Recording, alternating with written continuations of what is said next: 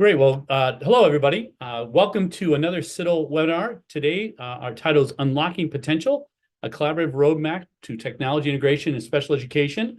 My name is Sean Smith. I'm a faculty member here at the University of Kansas. I'm a co-PI of CITL. And CITL, if you're unfamiliar with it, you'll see the website right above my face there. And it's a funded project from the U.S. Department of Ed Office of Special Education Programs.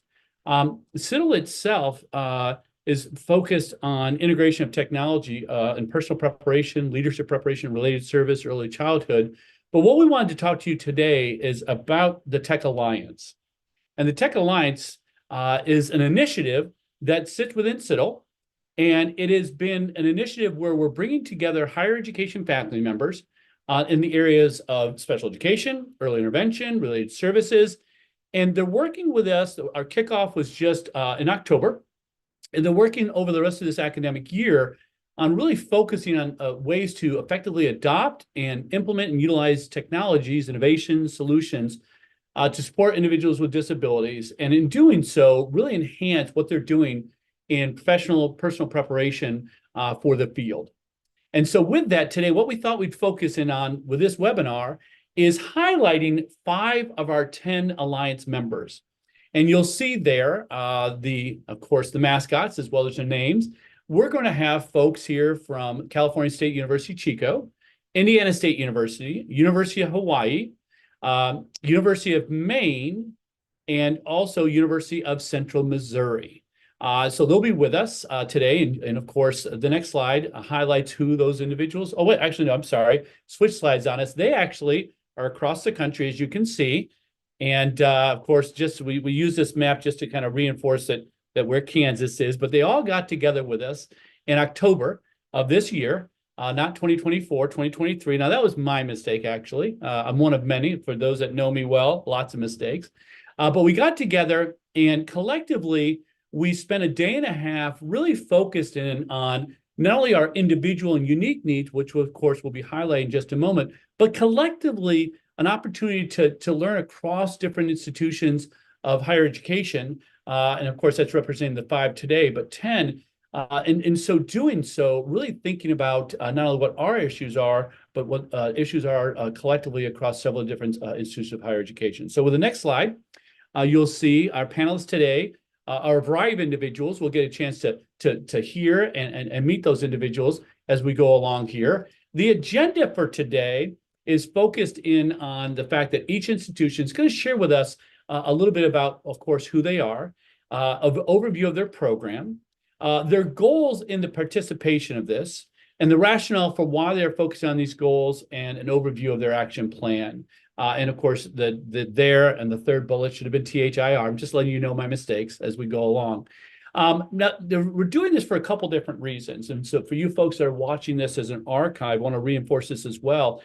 Is we want to, of course, give a sense of the field about what CITL is doing in this Tech Alliance, et cetera.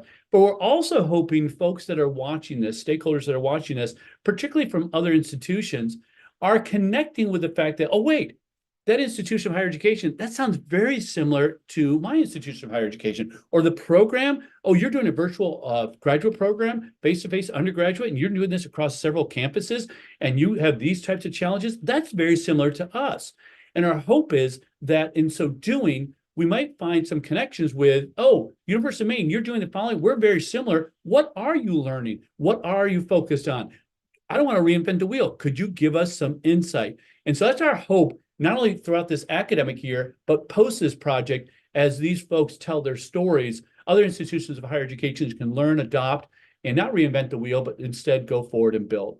So with that, our first institution of higher education that will kick us off, and each we've allocated about 10 minutes to answer those questions and move forward, is from the California State University, Chico.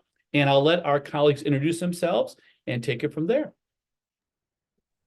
Thanks, Sean, and good to see everybody. Thanks to Kansas and CITL for having me. And I'm representing California State University in Chico. I'm Tal Slemrod, Faculty of Special Education at California State University in Chico. So Chico is a small city. It's had quite a bit of growth over the last few years, but we're at about 100,000 people in our small city. But we're really surrounded by rural settings, and that's most of our service area. The university is about 14,000 students, give or take. And you can see there on the map, our service area is in that yellow. So when you think of Northern California, usually you think of the Bay, but keep going north and that's where you're going to find us. It's a pretty large service area. So we are the primary institution for teaching credentialing in all of Northern California. So it's a good heavy lift and we're happy to do it. And I'll go, thanks.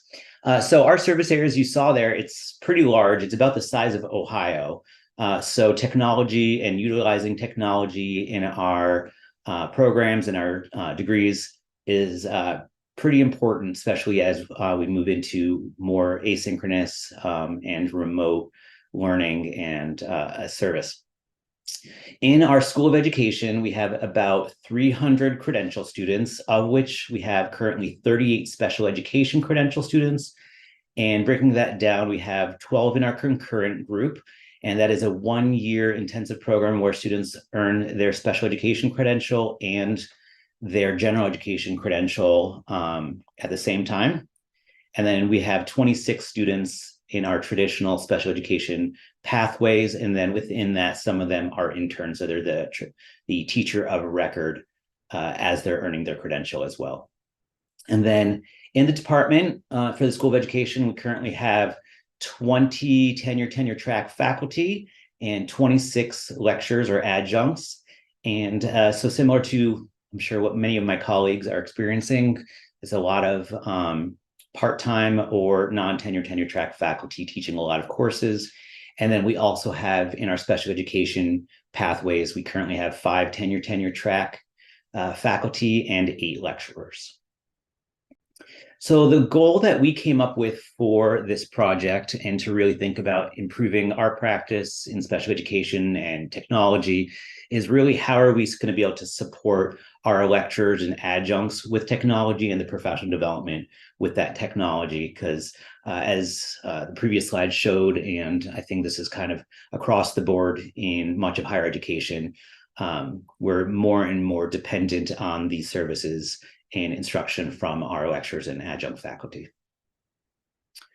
So the rationale for this goal was in our baseline data, we looked at all different areas of technology, but if we specifically look at new and upcoming areas of technology of AI and VR, AR, we found that there's a lot of work for improvement and growth in these areas in our department.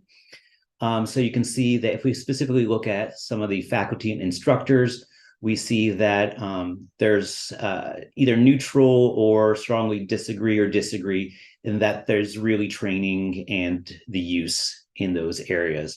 And then if we look at from the student perspective, if we look overall, our pre-credential students, again, similarly, predominantly, we still have work to do, which is understandable with these newer technologies. And then similarly, if we look at special education students, again, looking at AR, VR, we again still have quite a bit of work to do. And how do we incorporate this into our classes? And again, taking a step back with so many courses and teaching being put into the responsibilities of our instructors and adjuncts, how are we going to specifically train those individuals to be able to teach and incorporate these forms of technology in the special education pathways? So the action plan is first to determine what the actual need is and the feasibility for the professional development of lecturers. And then who are our perennial lecturers? Who are the lecturers that they may not be tenure track, but we really year after year, semester after semester, depend on them for their expertise and service, and how do we support them to be able to have the professional development and training that they need in technology in general, but then specifically in AI, AR, and VR. So for our action plan, of course, we're going to be working very enthusiastically with CITL, and then really working with the team from CITL on what are the apps and resources that already exist that we can start to complement and embed into our credential courses and pathways, And then at the same time, figuring out what do our students really need, not only in the credential programs, but moving forward with their teaching careers, and then figuring out how do we bridge those gaps for our lectures, and then what our students need, and finding the best mode of professional development for those.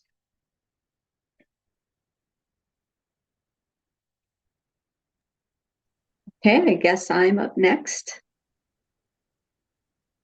I'm Lynn Scott. I'm with the Indiana State University, and I'm an assistant professor here in special education.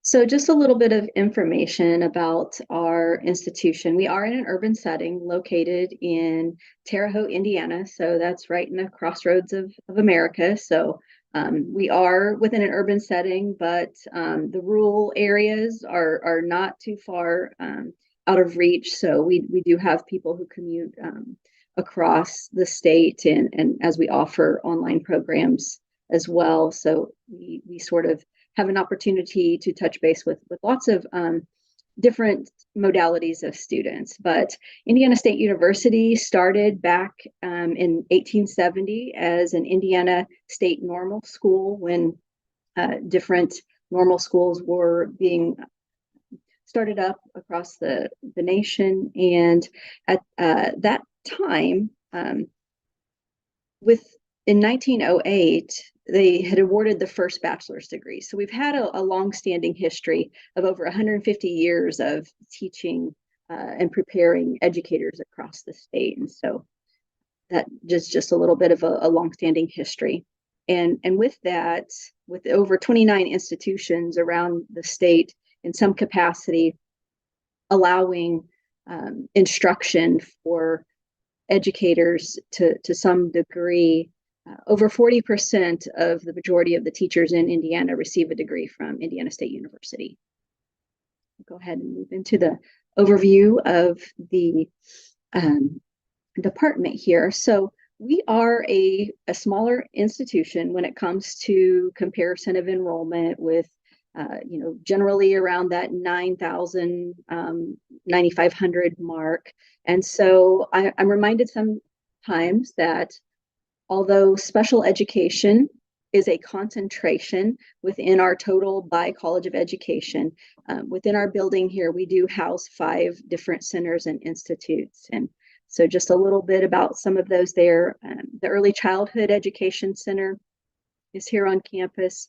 It actually provides services to students within the community. And the Bloomberg Center is where we house some of our other projects and different OSEP funded projects for vision, deaf and hard of hearing, and other very specialty areas. So the Center of Mathematics here, within the building, and the Indiana Principals Leadership is a institute that supports upcoming principals and superintendents within the state of Indiana.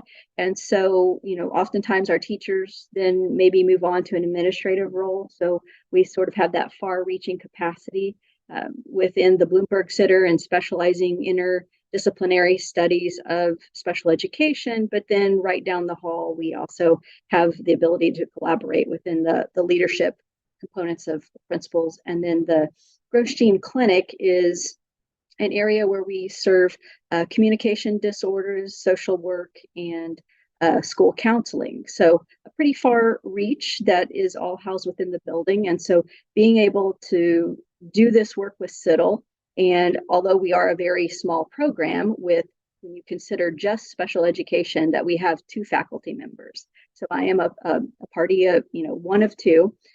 We do utilize a lot of lecturers and adjuncts within our own special education courses. And that's sort of when I get into a little bit of where our need and a gap is, kind of focusing on that area. When we consider the College of Education, we have 34 faculty members. And then our enrollment within that, over half of our enrollment is generally at the graduate level in our programs that are face-to-face, online, and now a new transition to teaching program. But just like every one, our numbers in special ed are pretty small.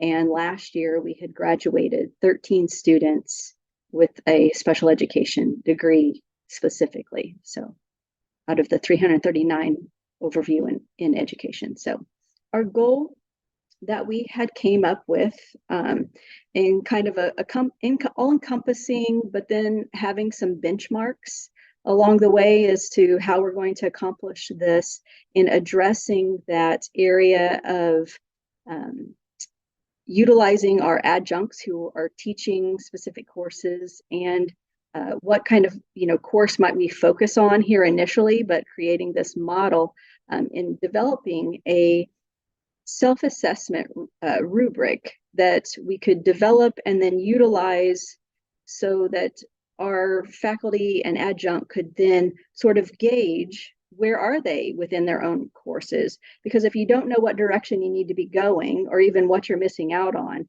then it's a little difficult to understand where you need to be moving forward to. And so that overall is the goal of what we are attempting to create. And then as we move along and see some of the things that we're going to do to kind of help get us there, you could go ahead and move on to the next one. So part of the rationale for this is, engaging this area of developing a bit of a roadmap and realizing, as we've spoken to many others, in understanding that we needed more data as we collected more information and reviewing when we had that work session of what information we did have, we noticed that there really wasn't a vision per se within our university to gauge what are faculty doing, what direction they wanted us to move forward in looking at specifically these areas of preparation for our pre-service teachers in the components that we were serving our students. And so recognizing that we need to look more at the practical application, because as technology changes over time, and often by the time our students graduate, the technology itself will have changed. But we wanted to make this a joint effort, not just with the two faculty members here, but with the individuals who are going to be teaching the courses and incorporating the adjunct individuals into that conversation. Go ahead. Okay, so looking there at our action plan, that first step we've already initiated and taken. We actually increased our survey data from 48 pre-service teachers within the courses that we were targeting to 93. So a good increase of data for us to review over, as well as looking at some of the faculty, because that was one of an area that we needed to address, was just the fact that originally we didn't survey any adjunct or lecturer faculty members to collect this information and get their insights to this process. So that has already been completed. Within that, we have been able to meet and discuss our different areas of capacity into what specialists we do have available to us within those different centers, and people who do have expertise in different areas of technology. And so bringing them on board to sort of help develop this rubric that we will use for more of a gap analysis into our specific course that we're targeting at this point. But then later, I think, is it just my screen or something? I think that's whoever's sharing the screen. If they could correct that, that'd be great. Okay. I can keep talking. Please do it. Oops. Looks like someone's going to try to share it One again. second. Sorry, I don't know what just happened. Samantha, I can always share my screen if need be. Yes, please. Okay. So continue talk. Continue Oh, wait, talking. I got it. I got You it. got it? Good. Back? Excellent. Nope, not back. All you, Sean. All right. I'll just share my screen and give me a second here. Nothing like a presentation about technology having a technology glitch. That's a good thing, right? Or fairly standard. There we go. Let me get out of here. And let me scroll down. I'm sorry. I was not at our Indiana State colleagues, so let me pop back over there and tell me what slide we're on. I'll Action start plan. 20. slide 20. I'll go down to slide 20 and let me get my slideshow and there we go. Okay, so yeah, as I was saying, we're just going to leverage some of the expertise within those centers that we do house here to help us co-construct these areas within the digital innovation baseline data that we would like to develop a self-assessment rubric for. We're going to first look at this one course that we feel like we could leverage to make some improvements and just complete this gap analysis into a pre and post analysis using the rubric. And then with that, and during that time, ultimately bringing in from the results of that original evaluation with the rubric that we're going to construct, having a targeted time in the summer to meet and develop within the syllabi different areas that we could address some of these gaps that were reported within our baseline data collection with those adjuncts and providing training, and so that we may more specifically utilize a model of integrating technology to address pedagogy within our pre-service teaching program. So, okay. So is that, are you all done, Lynn? Yep. Excellent, excellent, excellent. So our next group, the University of Central Missouri, and I learned that's a mule. I learned that today. So I'll let our group take it over.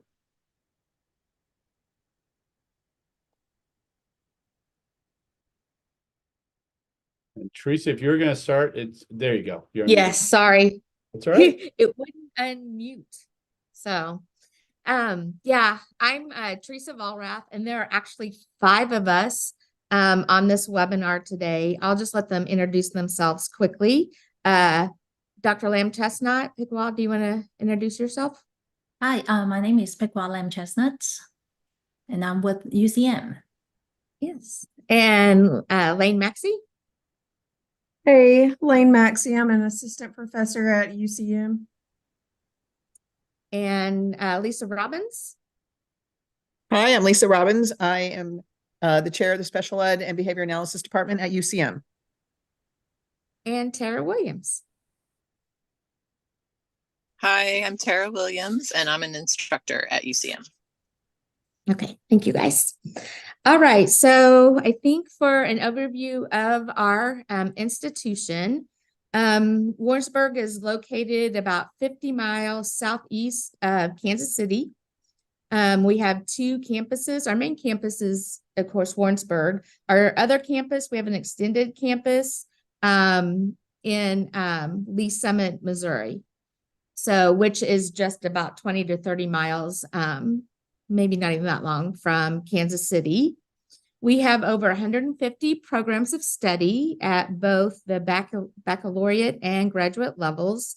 We have a large population of international students. So we serve about 36 countries are represented within our UCM population. And we have about 1,400 students. We are really surrounded by a rural community, but Kansas City isn't so far away. Okay. Teresa, I just want to clarify, you're 14,000, not 1,400, right? Yeah, did I say 1,400? You did, but it said 14,000. I just wanted to clarify. I thought you were quite big. Yeah, no, sorry. That's all I right. can't read. We are in the College of Education, but we are the Department of Special Education and Behavior Analysis. We have 2 full tenured faculty, 1 assistant tenure track faculty, 1 visiting assistant faculty, 2 instructors, and approximately 5 adjuncts.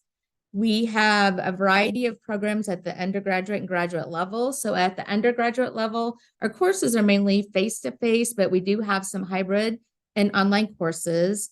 But we offer certification courses in the areas of early childhood special ed, cross-categorical disabilities, and autism and severe disabilities. We have approximately 55 undergrad special education students. Our graduate program actually has 120 graduate students, and our graduate program is primarily online. We have one in behavior analysis that prepare students to sit for the BCBA exam.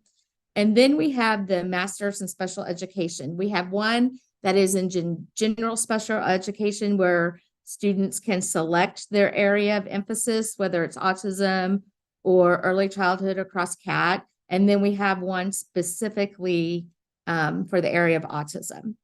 And I wanted to say about our institution, this is the first year ever that we have had more graduate students than undergraduate students. So we've had a huge change in the student population. And I was thinking about what some of the other people said. We also started in 1871 as a normal school for teacher education. We just put these SLOs in here because it asked for it, but I don't, unless you want me to, I hadn't planned on talking about those. Okay, Pekwa, are you or Tara going to talk about these? Yep.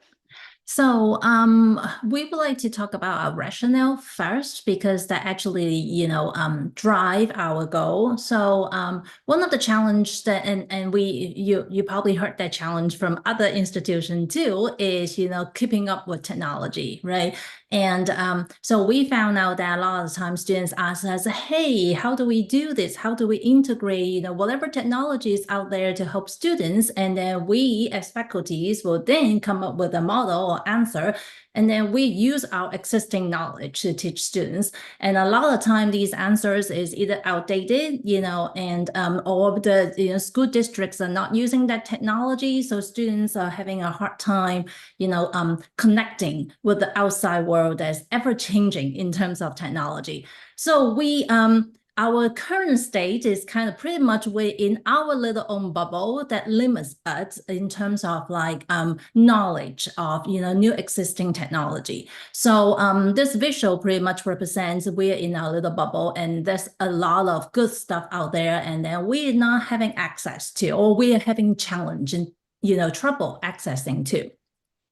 So next slide, we can talk about the goal. So our goal is then, based on that challenge that we are facing, we want to break that barrier. So we want to break that bubble. So now we can, we can access to the outside world and keep up with the technology.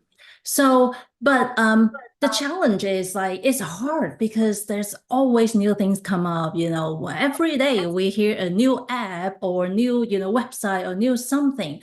So our goal is to really try to research and develop a framework, then we can teach our students. And then so our students can research and then research the technologies outside. They evaluate these technologies and then make the decision based on a set of guidelines, and then applied it in their lesson planning to help benefit our K-12 students to enhance their learning. So of course, our faculties will provide guidance throughout this process. Okay, so that is our goal. And next slide, we have our written goals.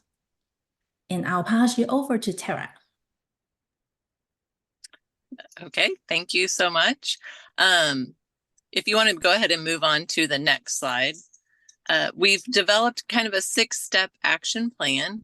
And the first is just to design and develop a survey that measures current knowledge of technology. So we want to know what our students come in knowing and how they develop their skills across their time at UCM. And then we hope to research an existing framework, and from that research kind of come up with what we want our framework to look like. And then we plan to test that framework and decide what classes the framework will be put into, because we want those to be consistent across time. And then lastly, we just want to continue educating ourselves on new technology and how we can help our students moving forward. And I think that's about it for us. That was great. And I think we're all seeing already with 3 institutions, 3 different foci, and very interesting. I do want to, as we introduce our University of Hawaii at Manoa folks, just take a look at their visuals. They emphasize outdoor pictures with water and nice greenery. I think it's I'll just leave it there. Go ahead, whoever's starting. Thanks, Sean. So we are University of Hawaii at Manoa. We're located in the beautiful island of Oahu, in Honolulu. I consider us an urban university. We are about 19,000 students. We're the largest university in our university system. Next slide. So a quick overview of our department. As you can see here, we are a large department. We've got 33 faculty, and we kind of expand and contract between like 33 and 40, depending on just what's going on with our programs. We also have many teacher education programs. We have 4 undergraduate teacher education, special education programs. We have a post-baccalaureate certificate program, and we have a reading intervention program. But what's really unique about our programs is that we reach our statewide audience, which means that we have students on many of our our neighbor islands, so 5 different islands. Our students, we have online hybrid programs, so our students will often fly in on Saturdays, and otherwise we work with them online and via Zoom. So we really do serve a teacher education and special ed teacher education need across our state. Next slide. Thanks, Kavita. So like Kavita said, we have quite a large faculty, and we wanted to make sure that we had a lot of improvement. There you go. Thank you. Sorry about that. That's okay. So this slide shows the Tech Alliance cohort that we have here at UH, and the people you're looking at are mainly program coordinators from 4 of our mini programs that we have. The programs that are represented are our dual prep program, as you can see, our bachelor's program with extensive support needs, our bachelor secondary program, and the reading interventionist program. And so we chose these program coordinators for our team because they are all amazing, dedicated, collaborative special educators, as I'm sure you all have on your team, and their expertise that they gain, we hope will filter down to their programs and then to their teacher candidates and eventually to the diverse learners that are taught by our graduates. And then our hope is that we will then take that knowledge and spread it across all of our programs in our very large department. All right, next slide. Thanks. So we started out with some really ambitious goals, as I'm sure all the other teams did. But we were working together. We wanted to make sure that the goals that we finally chose for the year would make the most impact while still being achievable. And so we decided to start with, where are we? And so we wanted to map out what we already do in each of our programs. So that resulted in some really interesting discussions that I'm going to talk about in just a minute. So after the technology integration in the programs are mapped, then Kavita and then Sean, our CITL liaison, will work on a gap analysis. So they'll look at what each program is currently integrating and the questions each program had, and then let us know where there might be opportunities for additional or more explicit tech integration. And then we'll work with the CITL faculty in person at the DAD conference that's coming up in January that everyone should go to because it's here and it's beautiful. And then we'll work with them through some online sessions throughout the spring. Thanks. So this just shows you what it looks like, what the tech mapping looks like. And you can see that we allowed for some comments or questions so that the instructors could be thinking about what they're already adding and what they'd like to add, and then just questions they might have about technology integration in general, just to make sure we're hearing all of the voices from our department. Next. Okay. So this just talks about the action plan that I just spoke about in the previous slide. And we've already completed the maps for technology. And so Kavita's looking at those, and then Sean will look at them. I don't know why I'm echoing, to identify where the gaps are. And then, yeah, I think the rest is self-explanatory. So next slide. All right. So this is, I think this is the really cool part about being involved in CITL and having the chance to go to KU this fall and meet and discuss and have working time. I really appreciated the fact that CITL set it up so that the time that we spent there at KU wasn't just PD, it was a working group. So we were really allowed to get a lot done and learn from all of the other people that were there. It was a great experience. So what we did to map our technology was our department chair allotted some time during a faculty meeting so that we could include all of our rather large department in the mapping of the technology. But some of our faculty aren't involved in the programs that we chose to start with, or they're not instructional faculty. They are more on a mentor basis, but they're in our school systems a lot. So what we had them do was just brainstorm some different, we wanted to have them list some of the technology that was used, that they see being used by the students and the schools in our public partnership schools. So hopefully in the future that we can be looking and making sure that our teacher candidates are prepared that way. And knowing what our schools are used. But what was really, really neat about doing the tech mapping with the entire department were the questions that came up during the discussions when they were considering what technology are we using when we teach. And so the questions centered around, well, how do we categorize that technology that we use? Is it instructional delivery tool used by teachers to deliver the content? Are they used by the students? Are the technology tools being used as assistive tools to support students with disabilities? And so, as you all know, COVID was very instrumental in helping many of us. See, the program I teach in is a totally in-person program. So when COVID happened, just like a lot of you, we went to online. And so it was really instrumental in helping many of us who are used to teaching in person become proficient in using more technology as an instructional tool, both with delivering the information and participation from the teacher candidates. And we're totally back in person now, at least my program. We've got statewide too. But we're still using a lot of that technology, and we're modeling the way that technology demonstrates to our teacher candidates in many ways that it can be more efficient and engaging. But that doesn't necessarily help support our students with disabilities. So the discussions that we had in the mapping showed us that across our teacher prep programs, we could and should increase our explicit teaching of technology used as assistive tools, not just as instructional and digital tools.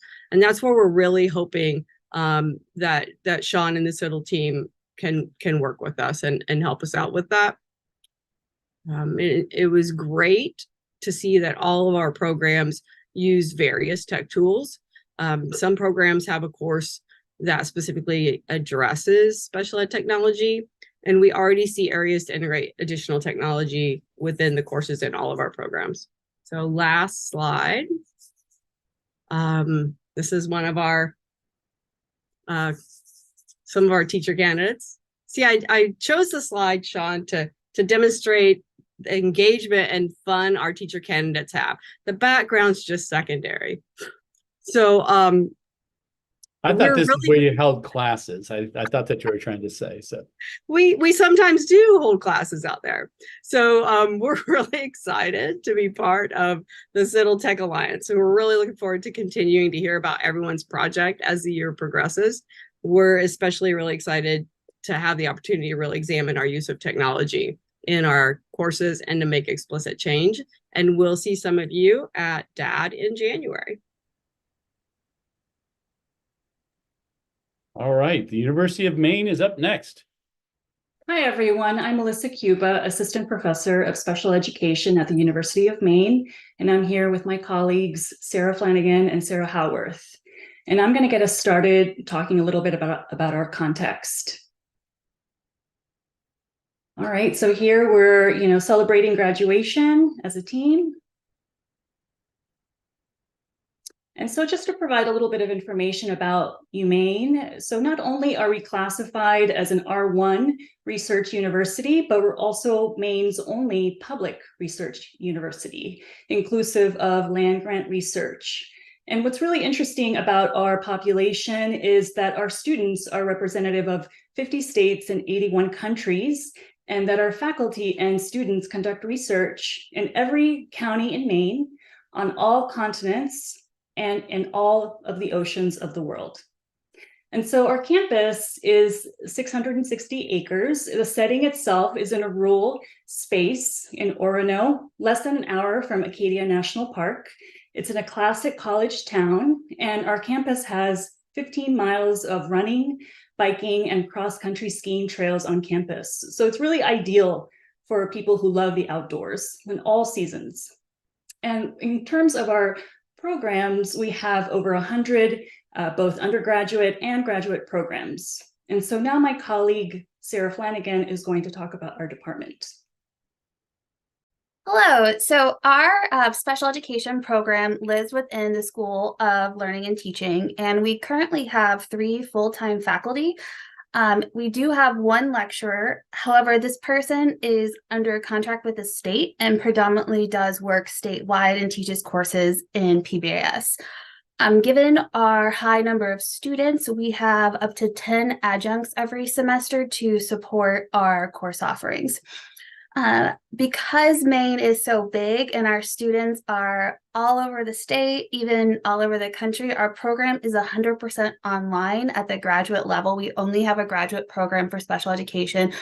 We also have had students from other countries and other states, but most of our students reside in Maine and are current or will be Maine teachers. As of today, we have 183 graduate students across our dual, low, and high instance programs and a number of certificates, including an assistant special education administrator certificate.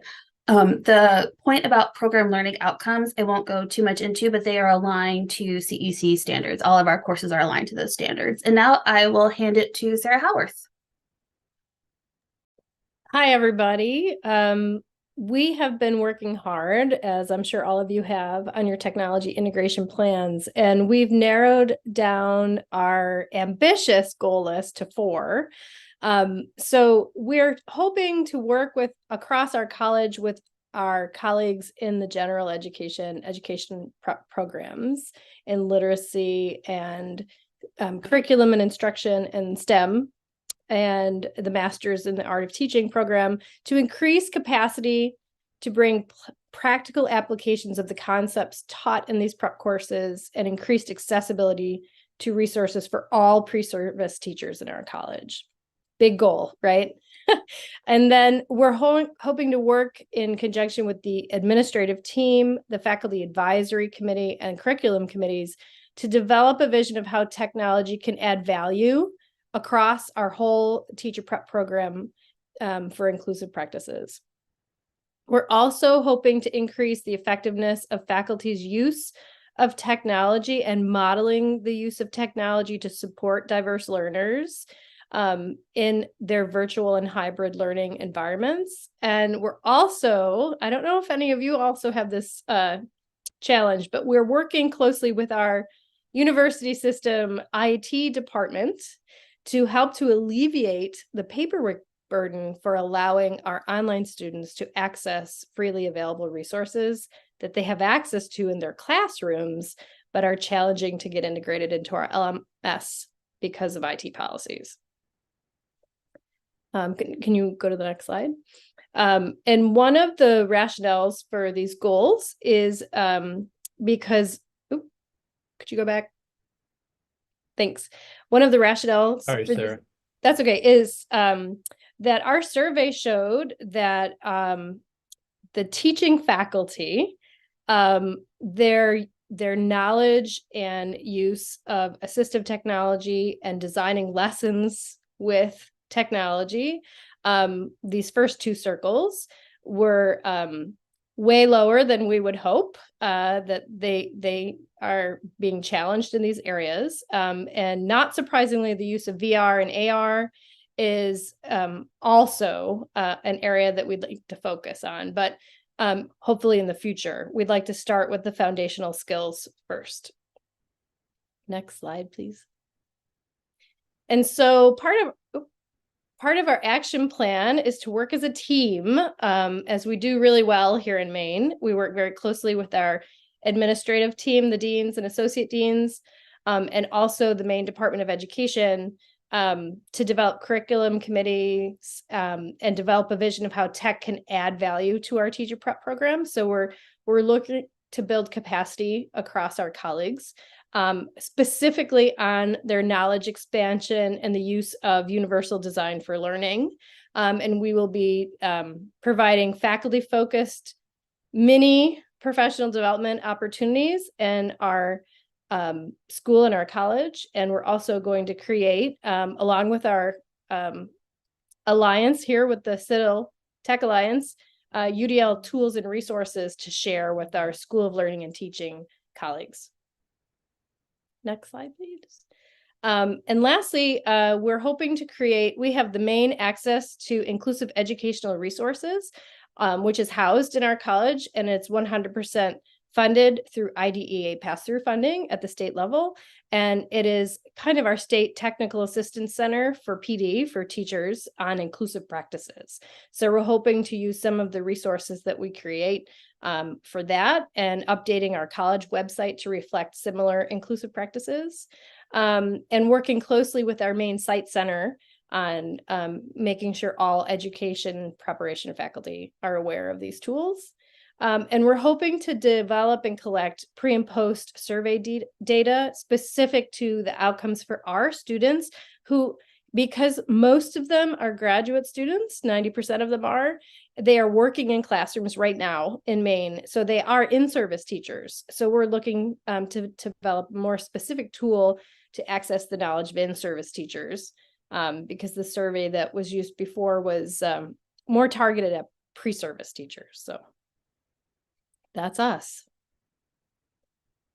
Well, thank you, everybody. This was, as hopefully folks that are listening in or watching later, 5 institutions of higher education, all preparing personnel for the future, and yet unique and different and scenic and et cetera across. I wanted to emphasize a few things about CITL, but also offer opportunity for questions. So let me kind of quickly go through this aspect here real briefly, and then offer opportunities for questions. So first, so our Tech Alliance, and many of our members already made reference to it in terms of our steps. So we have partnered CITL with our Tech Alliance members, and we have co-PIs of CITL affiliated with various institutions. And so we're directly working with them in a variety of different needs, depending upon the institution, depending upon their goals, et cetera. The University of Hawaii talked about myself working with their team, and also Dr. Katie Tuck, who's also a co-PI of this project. We'll be working closely with them. And with that process, for example, some data that Sarah shared was from early data collected in cooperation with CITL, and they made reference to Cheryl Lebke. She is our outside evaluator, but has also been integral in helping our schools, and I think Chico State made reference to some of their data as well, of collecting some of that initial data, faculty, students, et cetera, to make some of those decisions. And then through that iterative development that's been made reference to, with a whole hope and goal of scaling up, and then of course sustaining. Now with that, this all is kind of structured on a TIP plan. And the TIP plan we will share out to you within the communities of practice I'll make reference to, but that's been guiding each of the groups. And in a way, they've talked about that. They've talked about what they've learned from their community. They continue to learn what their goals are, what their next steps are in respect to implementing those goals, et cetera. CITL has tried to give them some structure, and the template is used across all our institutions, but of course, how our institutions focus, where they go, et cetera, is going to be specific and unique to them. And as you can see, a lot of differences, but also some commonalities based on that focus. Now, I made reference to our community, the CITL community, for those that are unfamiliar with it. has a host of different resources. I'll seek for you to go there at your leisure, webinars that you're participating in like this. We have a Sizzle event that's periodic that offers ways to think about menus and food and tying it to technology development and integration. We have blogs. We have a whole focus right now on AI. And that's, for example, an example. We'll go out and work with some of our Text Alliance members that are trying to integrate more in respect to artificial intelligence. That's some collaboration that the CITL staff will be able to help facilitate. We have research briefs, and the list goes on. Now, we also have these primary communities, and inside these communities, we have a number of different topics that we're interacting with, allowing for a safe virtual space for folks with common ideas and common needs to be interact, learn, and hopefully collaborate together. And of course, we have a lot of different information via our social media. Take a look at that at your leisure, if you would. So finally, want to make sure we're giving opportunities for questions. And so now that could be some from our panelists. Feel free to ask away amongst some of your collaborators that you met face-to-face. Now, Sarah was our only Maine representative there. And I felt so bad for Sarah in trying to problem solve everything together. So it sounds like with your collaborators face-to-face, Sarah, you guys have definitely honed in on some things. But feel free to ask questions of each other. Of course, of folks that are here, feel free to ask questions. So I believe you can unmute and or offer, if you can, in the chat, what your questions might be, and we'll take it from there. So I'll pause for a moment and feel free to unmute and ask away, and or if one of our other panelists wants to take something off the chat and respond to it as well. I have a few questions from earlier. So this is for anyone who wants to answer. Can you elaborate on the feedback you've received from students and how it's helped shape your technology integration efforts?